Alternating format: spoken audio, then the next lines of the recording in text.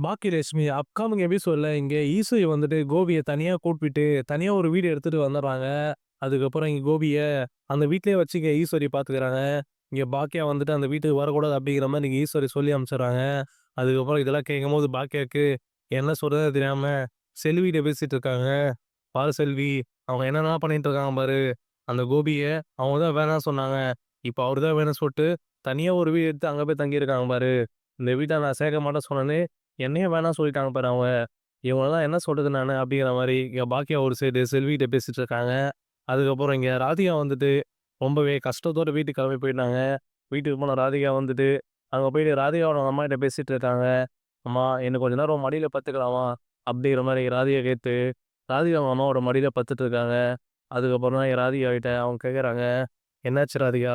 ஹாஸ்பிட்டலுக்கு போனியே, மாப்பிள்ளை சரியாச்சா?" அப்படிங்கிற மாரி கேட்குறாங்க. அதுக்கு ராதிகாவும் எதுவுமே சொல்லாம அழுதுட்டே மடியில படுத்துட்டு இருக்காங்க. "என்னாச்சு ராதிகா? என்ன சொல்லு? ஏன் அழுதுட்டே இருக்க?" அப்படிங்கிற மாரி கேட்குறாங்க. அதுக்கு ராதிகா வந்துட்டு, "இல்லம்மா ஒண்ணும் இல்ல." அப்படிங்கிற மாரி அழுதுட்டே இருக்கும்போது, அதுக்கப்புறம் தான் ராதிகா சொல்றாங்க, "அம்மா கோபி என்ன சொல்லிட்டாரு தெரியுமா? அவரு இப்படி சொல்லுவாருன்னு சொல்லிட்டு நான் நெனச்சு கூட பார்க்கல. கோபி என் கூட வரமாட்டாராம்மா இதுக்கு மேல. கோபிக்கு அவங்க அம்மா தான் முக்கியமா. அவங்க கூடயே போறாராம்மா. என் கூட வருவீன்னா கேப்பட்டேன். ஆனா அவரு என் கூட வரமாட்டேன்னு சொல்லிட்டாரு. அவங்க கூடயே போறேன்னு சொல்லிட்டாரும்மா." அப்படிங்கிற விஷயத்த இங்க ராதிகா அவங்க அம்மாகிட்ட சொல்லும்போது, அவங்க ரொம்பவே ஷாக் ஆயிடுறாங்க. "என்ன ராதிகா சொல்ற? மாப்பிள்ளையா அப்படி பேசினாரு. பாத்தியா? அந்த வீட்ல இருக்கவங்க அவர்கிட்ட என்னென்னமோ பேசி மயக்கி, இப்ப அவங்க சைடே கூட்டிட்டாங்க பாத்தியா? நான் ஏற்கனவே உன்கிட்ட சொன்னேன்ல சண்டை வரும்போது, எந்த சண்டையா இருந்தாலும் பேசி தீர்த்துக்கலாம் ராதிகா. அப்படிங்கிற மாரி நான் உன்கிட்ட ஏற்கனவே சொன்னேன்ல. இப்ப பாரு ராதிகா என்ன நடந்துச்சு பாரு." அப்படிங்கிற மாரி சொல்லும்போது, இந்த பக்கம் ராதிகா வந்துட்டு, "இல்லம்மா, நான் அவர நம்பி தானே வந்தேன். நான் அவர நம்பி தானே கல்யாணம் பண்ணிக்கிட்டேன். என்ன இப்படி ஏமாத்தணும்னு சொல்லிட்டு அவருக்கு எப்படி தோணுச்சு? என் கூட தானே அவரு வரணும்னு சொல்லியிருக்கணும். அது எப்படி அவங்க அம்மா கூட போணும்னு சொல்லியிருக்கலாம். அவங்க அம்மா வேணான்ட்டு தானே அவரு என் கூட வந்தாரு. அப்பயும் நான் தான் அவர வச்சு பாத்துக்கிட்டேன்." அது கூட கோபி யோசிக்காம, அவங்க கூட போயிட்டாங்கம்மா. இதுதான் எனக்கு கஷ்டமா இருக்கு அப்படிங்கிற மாரி அழுதுட்டே இருக்கும்போது, இங்க மயு வந்துர்றாங்க. மயு வந்துட்டு ராதிகா கிட்ட பேசிட்டு இருக்காங்க. "என்னாச்சும்மா? டாடி வரலையா வீட்டுக்கு?" அப்படி கேட்கும்போது, இங்க மயுக்கு என்ன சொல்றதுன்னே தெரியாம, இங்க ராதிகா மயுவ கட்டி புடிச்சு அழுகுறாங்க. உடனே இங்க மயு ஆரம்பிச்சு, "என்னாச்சும்மா? சொல்லும்மா." அப்படின்னு மாரி கேட்கும்போது, ஒண்ணும் இல்ல மயு. அப்பா வந்து இதுக்கு மேல வீட்டுக்கு வரமாட்டாரு." அப்படிங்கிற மாரி சொல்லிர்றாங்க. உடனே இங்க மயு அழ ஆரம்பிச்சுர்றாங்க.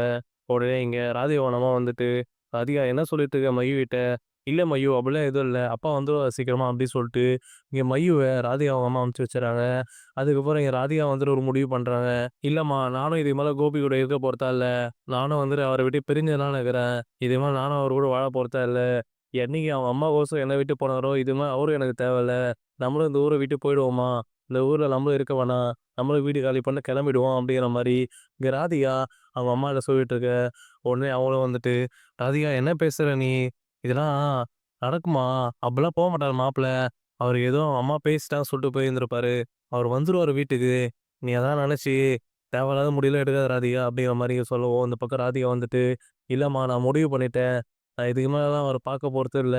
இங்க இருந்தேன் அப்படின்னா, அவர் முகத்துல முழிக்க மாரி இருக்கும். நான் இதுக்கு மேல இந்த ஊர்ல இருக்க போறது இல்லம்மா. நான் மைய கூட்டிட்டு கிளம்புறேன். வேற ஊருக்கு கிளம்புறேன்." அப்படிங்கிற மாரி இங்க ராதிகா சொல்லிட்டு இருக்க. இந்த பக்கம் ராதிகா அவங்க அம்மா வந்துட்டு முடிஞ்ச அளவு வந்து சமாதானப்படுத்திட்டு இருக்காங்க.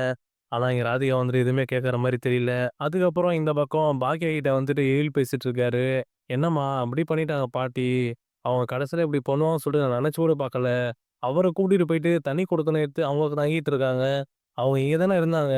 இங்க தானே இருக்கணும் அவங்க." அப்படிங்கிற மாரி எழில் சொல்லிட்டு இருக்க. இந்த பக்கம் பாக்கியா வந்துட்டு, "விடு, நம்ம என்னதான் ஒருத்தவங்க நல்லது பண்ணாலும் அவங்க கெட்டத நோக்கி தான் போவாங்க. அந்த மாரி தான் அவங்களும் பண்ணிட்டு இருக்காங்க.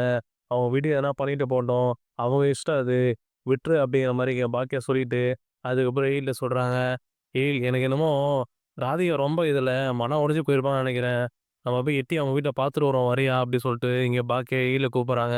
அது எழிலும் வந்துட்டு, "சரிம்மா வா போயிட்டு வரலாம்." அப்படி சொல்லிட்டு இங்க பாக்கியாவும் எழிலும் கிளம்பி ராதிகாவோட வீட்டுக்கு போறாங்க. ராதிகாவோட வீட்டுக்கு போயிட்டு இங்க பாக்கியா ராதிகாவோட கதவு தட்டுறாங்க. கதவு தட்டும்போது தான் இங்க ராதிகாவோட அம்மா வந்து கதவு தொறக்குறாங்க. அதுக்கப்புறம் எங்க ராதிகா அம்மா எதுவும் சொல்லாம, இந்த பக்கம் சோபால வந்துட்டு ராதிகா உட்காந்துட்டு இருக்காங்க. உட்காந்துட்டு இருக்கும்போது இங்க பாக்கியாவும், எழிலும் வந்துட்டு உள்ள போறாங்க. உள்ள போயிட்டு இங்க ராதிகா கிட்ட வந்து பேசுறாங்க. அப்பதான் இங்க ராதிகா வந்து அழுதுட்டு இருக்காங்க.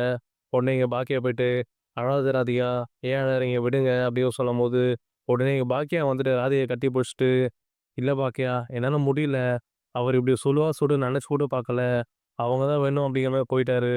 அப்படிங்கிற மாரி ராதிகா பாக்கியாவ கட்டி புடிச்சு அழும்போது இங்க பாக்கியா வந்துட்டு, நடந்தத நெனச்சத ஃபீல் பண்ணிட்டு இருக்காதீங்க. அவரு வந்துருவாரு. அவரு உங்க புருஷன் தானே. கண்டிப்பா உங்க கூட வந்துருவாரு. எல்லாம் சரியாயிடும் அப்படிங்கிற மாரி இங்க பாக்கியா ராதிகாவ சமாதானப்படுத்த, ஆனா இங்க ராதிகா வந்துட்டு பாக்கியா சொல்லிட்டு இருக்காங்க. இல்ல பாக்கியா, நான் இதுக்கு மேல அவர் முகத்திலேயே முழிக்க கூடாதுன்னு இருக்கிறேன். அதனால நான் இந்த ஊர விட்டு கிளம்பலான்னு இருக்கிறேன். அப்படிங்கிற மாரிங்க ராதிகா பாக்கியாட்ட சொல்ல, உடனே எங்க பாக்கியாக்கும், இவளுக்கும் ரொம்பவே ஷாக் ஆயிடுது. அதுக்கப்புறம் தான் எங்க பாக்கியா சொல்றாங்க, ராதிகா இப்படிலாம் பண்ணாதீங்க. அவரு உங்க ஹஸ்பண்டு. அவரு வந்துருவாரு உங்க வீட்டுக்கு. நீங்க இதெல்லாம் நெனச்சு இந்த மாரி முடிவுலாம் எடுக்காதீங்க அப்படிங்கிற மாரி எங்க பாக்கியாவும் சொல்லுவோம். இந்த பக்கம் ராதிகா வந்துட்டு, இல்ல பாக்கியா, நான் எடுத்த முடிவு தான். எனக்கு மயு மட்டும் போதும். அவள நான் வச்சு பாத்துக்கிறேன். எங்கன்னா நான் தூரமா போயிர்றேன் அப்படிங்கிற மாரி, இங்க ராதிகா பாக்கியாட்ட சொல்லிட்டு இருக்காங்க. இப்ப பொறுத்திருந்து பார்க்கலாம். இங்க ராதிகா என்ன பண்ண போறாங்க அப்படிங்கிறத.